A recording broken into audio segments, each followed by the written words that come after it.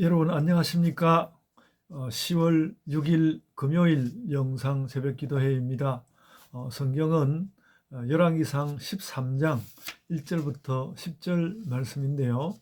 어, 그 여로보암에게 하나님 명령을 따라서 갔던 한 선지자의 그 행적을 쫓은 말씀으로서 이 말씀은 3장 1절로부터 13장 1절로부터 끝까지 이어집니다. 우리가 또 토요일 주일에 새벽 기도회가 없는 관계로 그 부분 빠지게 되겠는데 13장에 나오는 이 선지자에 관련된 말씀을 모두 좀 제가 요약적으로 여러분께 말씀을 드리려고 합니다. 그러니까 베델과 단에다가 자기 나라의 그러니까 북이스라엘의 제단을 세우고 거기서 제사를 지내는 여로보암에게 하나님께서 선지자를 보내서 이런 그 제사 행위는 멸망할 것이다라는 말씀을 전하였습니다. 그 말씀이 2절에 나와 있습니다. 하나님의 사람이 제단을 향하여 여호와의 말씀으로 외쳐 이르되 제단아 제단아 여호와께서 이와 같이 말씀하시기를 다윗의 집에 요시야라 이름하는 아들을 낳으리니 그가 내 위에 분향하는 산당 제사장을 내 위에서 제물로 바칠 것이요 또 사람의 뼈를 내 위에서 사르리라 하셨느니라. 또 그랬고요. 3절에 보시면 그날에 그가 징조를 들어 이르되 이는 여호와께서 말씀하신 징조라 제단이 갈라지며 그 위에 있는 재가 쏟아지리라 이렇게 말씀을 전하였는데 여로보암이 그 선지자를 잡으려고 손을 뻗으니까 손이 말라 버렸습니다. 그리고 말씀대로 그 선지자의 전한 말 그대로 제단은 갈라져 무너지고 말았고요.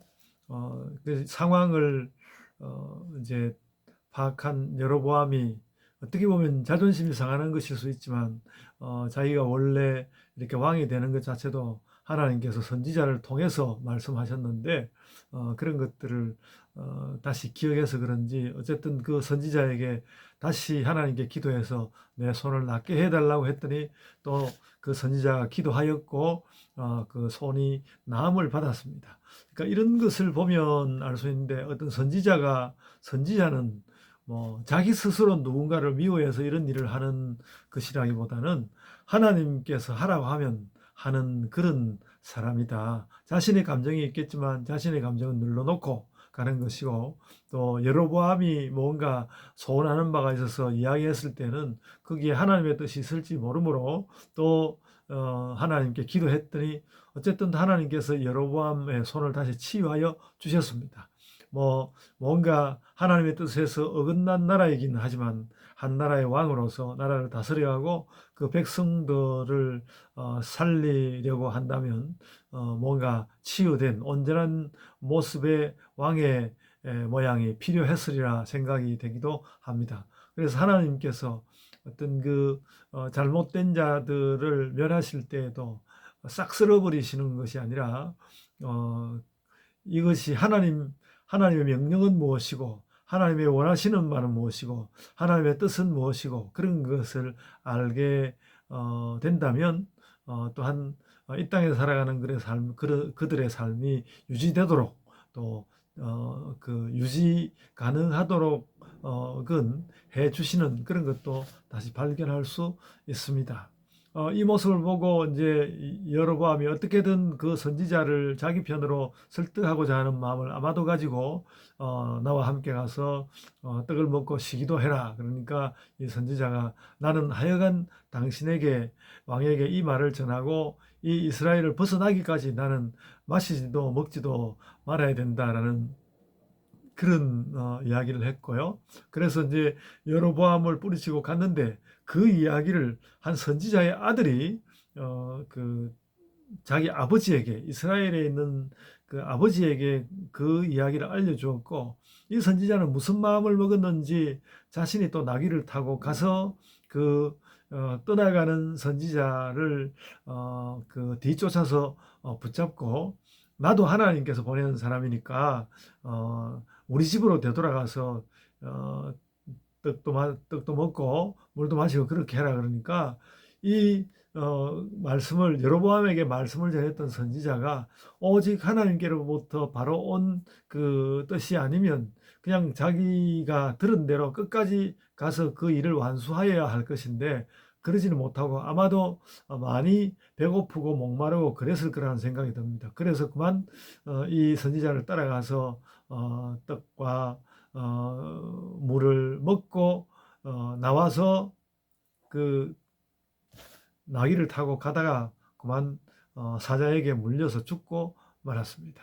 그러자 이제 이 사람을 함정에 빠뜨린 그 선지자가 다시 뒤를 쫓아가서 그의 시체를 수습해서 자기의 묘실, 그러니까 그 말하자면 유대 땅으로 되돌아가지 못했으니까 자기의 이제 그 예언을 한 선지자의 고향으로 돌아가지 못하고 다른 선지자, 이스라엘에 있는 이 다른 선지자의 묘실에 장사되게 되었다는 그런 이야기를 해주고 있습니다. 아마도 이 이스라엘에 있었던 이 선지자는 하나님께서 직접 그에게 명령한 것이 아니라 할지라도 이스라엘에게 하나님의 명령이 얼마나 엄중한 것인지를 그 죽은 선지자의 묘실을 죽은 선지자가 자기 묘실에 묻힌 것을 보게 함으로써 내내 후손들에게 전해지도록 하려고 한 그런 아마 의도가 있지 않았을까. 자신의 나라는 말하자면 하나님의 뜻을 따르지 않으므로 뭔가 나라답지 못한 그런 모습으로 되어가고는 있지만 후손들에게 알릴 것은 알려야 되겠다는 그런 생각, 그 생각도 뭐 반드시 옳은 거라고 할 수는 없죠. 하나님께서 명하신 것도 아닌데 스스로 하나님의 예언을 자처했으니까 그것도 그릇된 것이긴 합니다만, 어쨌든 하나님은 그런 그릇된 그 어떤 행위들도 모아서 하나님께서 원하시는 하나님의 뜻을 따라서 모든 일들이 되도록 하시는 그런 것을 우리가 발견할 수 있습니다.